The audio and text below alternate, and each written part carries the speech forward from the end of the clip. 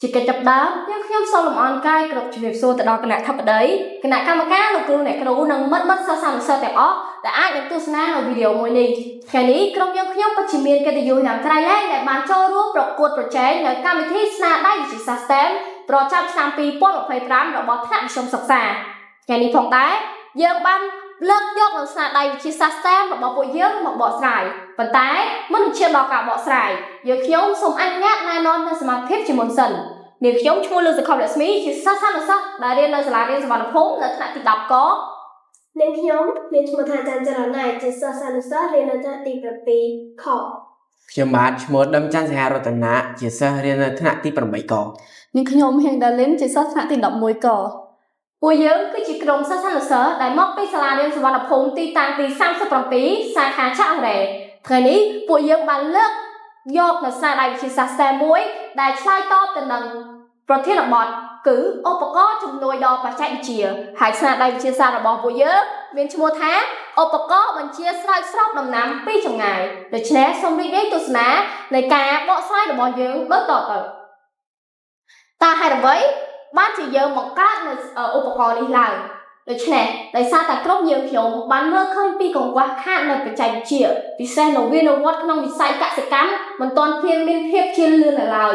យើងមានគោលបំណងចង់ឲ្យប្រជាកសិករប្រើប្រាស់នូវឧបករណ៍មួយយ៉ាងជាជំនួយដល់ការមើលថែដំណាំពិសេសលើការស្រោចស្រពបាញ់ថ្នាំគីមីដែលពួកគាត់គ្រាន់តែប្រើប្រាស់ឧបករណ៍មួយដើម្បី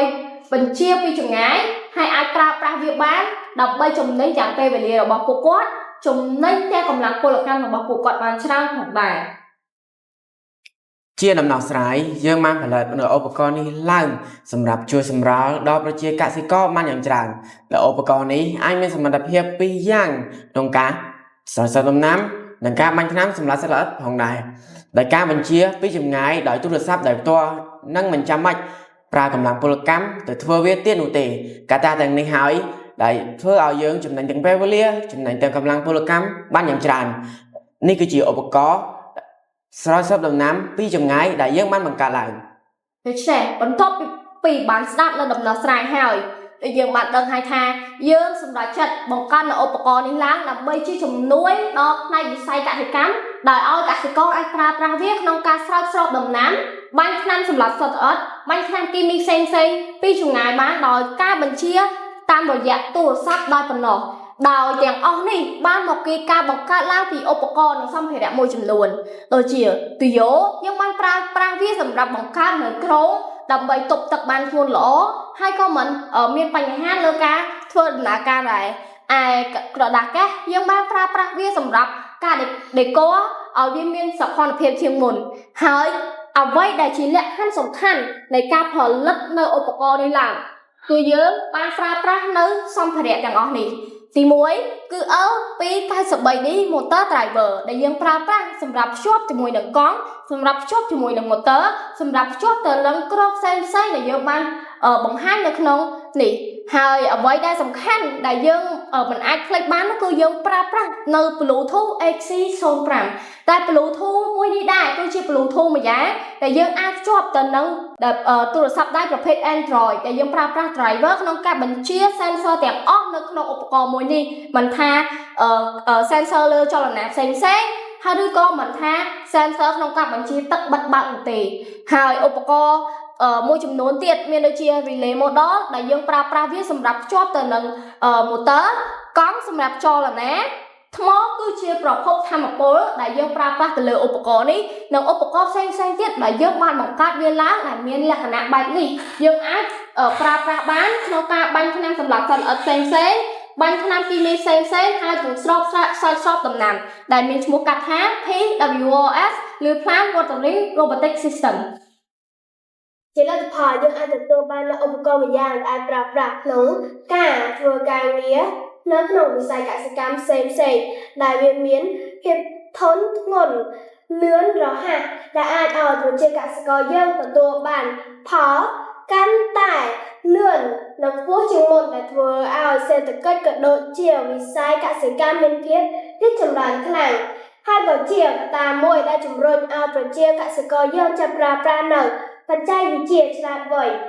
ហើយវាគឺជាកាតាលីករមួយដែលជំរុញឲ្យប្រទេសជាតិយើងក៏ដូចជាវិស័យកសិកម្មមានភាពរីកចម្រើន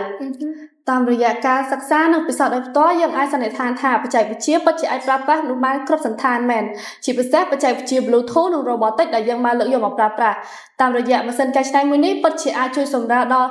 កម្លាំងរបស់ពលករមួយចំនួនពិតប្រាកដមែនដែលវាអាចជួយសម្រួលទាំងកម្លាំងកាយនិងពេលវេលាផងដែរ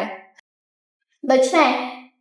ចង់បញ្ចប់យើងខ្ញុំសូមគោរពថ្លែងអំណរគុណទៅដល់លោកគ្រូអ្នកគ្រូគណៈកម្មការទាំងអស់ដែលបាន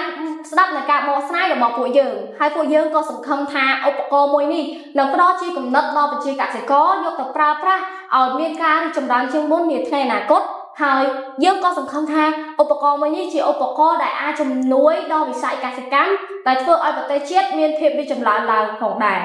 សូមអរគុណ